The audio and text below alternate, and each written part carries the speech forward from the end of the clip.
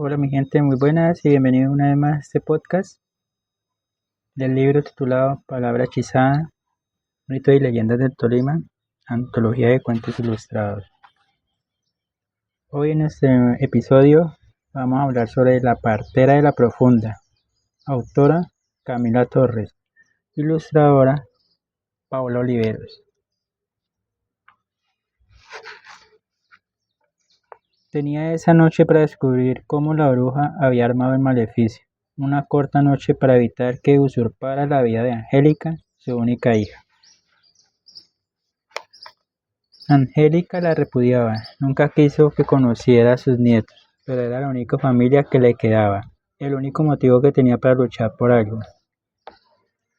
Cecilia Gutiérrez sentía que las piernas invadidas de varices no permitirían que dieran un paso más.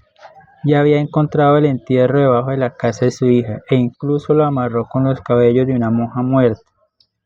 Logró poner a su hija y nieta mayor en un círculo de maíz remojado en cuaresma. Hace mucho tiempo, en el corregimiento de La Profunda, su tía Lucila la tomó como aprendiz. Su madre la envió allí para que ayudara a su hermana en los oficios de la casa. A sus 12 años, Cecilia se convirtió en habitante de un mundo privado y descarriado que, a partir de los rumores, comenzó a conocer y que con su tía descubrió que era cierto. Con la tía Lucila aprendió el oficio de partera y en secreto rezos pervertidos y maleficios. Supo atar amores y desatar pasiones. Fue capaz de atraer la desgracia y la muerte. Pudo volar con la tía sobre los tejados en las noches de junio, convertida en pizca. Y en el peladero de las brujas conoció al patrón, el diablo. Fue él quien, cuando ella cumplió 19 años, le entregó a su negrito. Durante años ejerció el oficio de partera y en secreto el de la bruja, y aunque trajo vidas a este mundo, también quitó otras tantas. A veces de manera ruines y dolorosas, se enamoró de un bandolero del sur del Tolima, que comandaba una tropa de asesinos desarrapados. Lo siguió sin condiciones, incluso cuando él buscó refugio en las montañas ensangrentadas por la eterna guerra política. Por amor lo ayudó a huir de las balas de sus enemigos. Conjuró siempre mortal. Lo volvía invisible para que pudiera escapar del ejército. Lo siguió a él y a la tropa y nunca le importó los crímenes que cometían. Fueron días aciagos en los que quedó embarazada. Él dijo que tenía que abortar, no quería tener vínculos de tan fuertes con una bruja. Por alguna razón, ella sintió que no debía hacerlo. Si el diablo existe, se dijo entonces Dios también, y éste nunca le perdonaría un crimen de incomparable gravedad. Intentó aplazar el hecho y ganar tiempo para convencer al padre. Todos los intentos fueron inútiles. Él siempre respondía a sus sugerencias con violencia.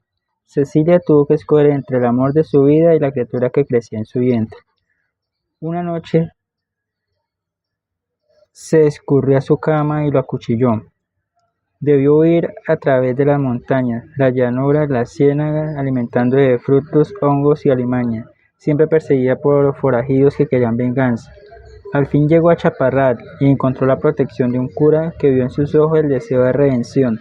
Fue semanas después de dar a luz que el diablo apareció. Presentía que vendría por su alma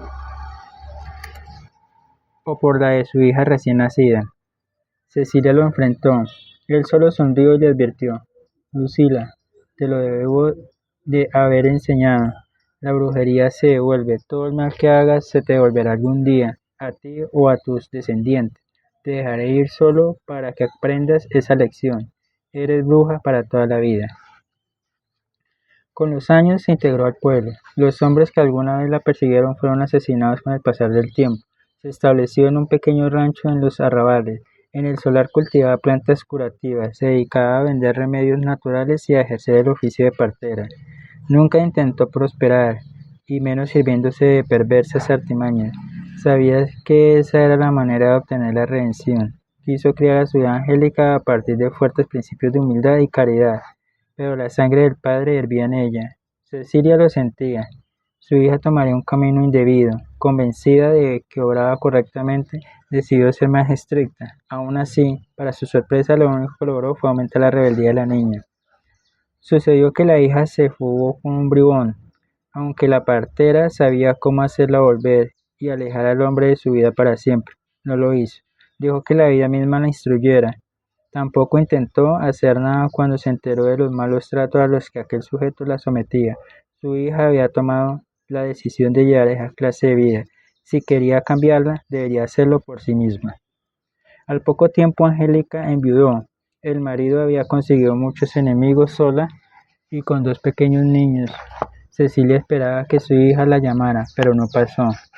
Varias semanas después se enteró de que Angélica estaba agonizando. Por primera vez en mucho tiempo sintió que su instinto de bruja le decía que debería estar preparada. Angélica vivía en una lejana vereda de Río Blanco. Cuando Cecilia entró a la casa de adobe y caña brava, luego de conocer a los nietos y que la curandera del pueblo le dijera que su hija moriría, sintió que en el aire, y no solo en la casa sino en toda la vereda, fluctuaba el hedor del trabajo de una bruja. Cecilia hizo un par de preguntas a la curandera, a los niños, su hija, tumbada en el camastro, ardiendo en fiebre, solo pudo balbucir unas palabras incomprensibles. Estaba perdida. Cecilia le pidió a la curandera que se quedara esa noche a cuidar a su hija y a los niños. Salió de la casa. ¿A qué se debía ese sortilegio? No le interesaba saberlo, no por el momento. Le importaba saber qué tipo de conjuro habían usado. Buscó en la noche un sitio propicio. Caminó por un par de horas hasta que encontró un peladero. Empezó entonces a llamar al negrito. Lo llamó intentando atraerlo con arcaicos y misteriosos poemas. Luego lo insultó, le suplicó, su garganta se secó llamándolo por su nombre secreto. Todo intento resultó inútil. Hace mucho tiempo que lo había apartado de su vida, que terminó por convertirlo en una cosa sin propósito. Que acudiera a su llamado era esperar demasiado. Vio el sol saliendo y supo que había perdido una noche valiosa. Cuando regresó al rancho, la curandera le dijo con la voz atropellada por el llanto y el horror que no pudo evitar que la bruja se llevara al nieto más pequeño. Después de varias horas, Cecilia sentía que su cadera terminaría por quebrarse. Ya estaba muy vieja para caminata. El cementerio más cercano, de donde debía sacar un puñado de tierra para conjurar una contra, quedaba a una hora de la vereda. Resbaló, cayó sobre la rodilla, le costó mucho incorporarse. A la luz de la luna se vio las raspaduras. Quiso buscar un precipicio, lanzarse y acabar de una vez por todas con este asunto. De repente sintió el olor a azufre. Vio una sombra desplazándose entre las matas de chaparro. Una silueta, una sombra con forma humana. La sombra la miró con unos ojos que ardían como el carbón. De la perturbadora sonrisa asomaban unos enormes dientes blancos.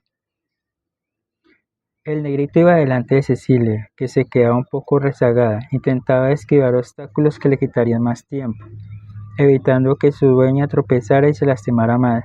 Recorrieron casi una hora cuando el negrito se detuvo. Cecilia, sin resuello, vio ocultas entre la maleza una protuberancia desigual en el terreno. Eran sepulturas muy pocas, pero le hubiera costado un día entero abrir cada hueco para encontrar el ataúd.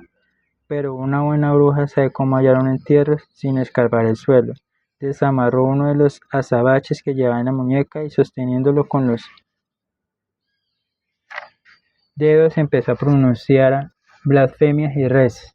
En minutos el azabache empezó a jalar y a medida que la vieja caminaba entre las fosas, el objeto la orientó hasta soltarse de sus dedos, como si tuviera voluntad propia, para ir a caer en un punto preciso del terreno en medio de las fosas, olvidando el dolor de los huesos y las heridas de las piernas. Cecilia cayó de rodillas y empezó a escarbar con las manos, como se debe hacer sin herramientas.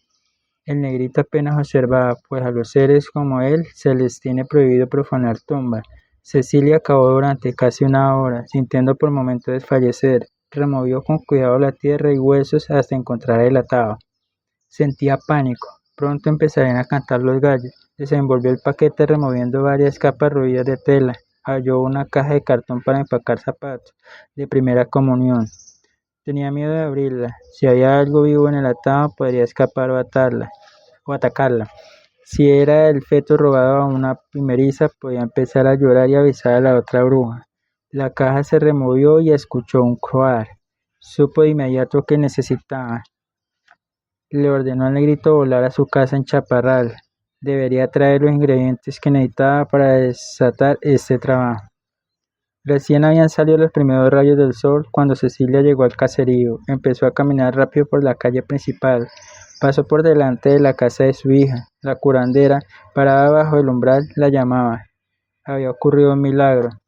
Angélica se estaba recuperando.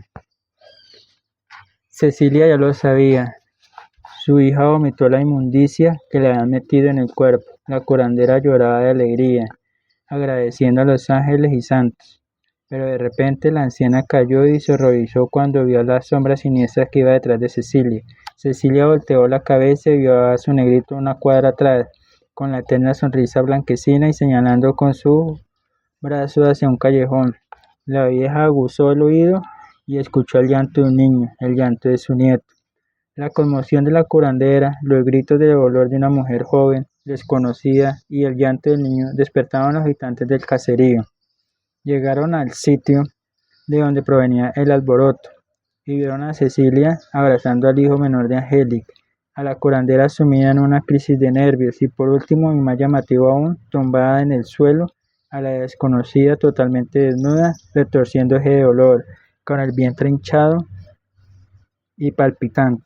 Ante el horror de la gente que no daban crédito a lo que veían, la mujer empezó a vomitar sapos dentro de un espumarajo impresionante de saliva y jugos gástricos.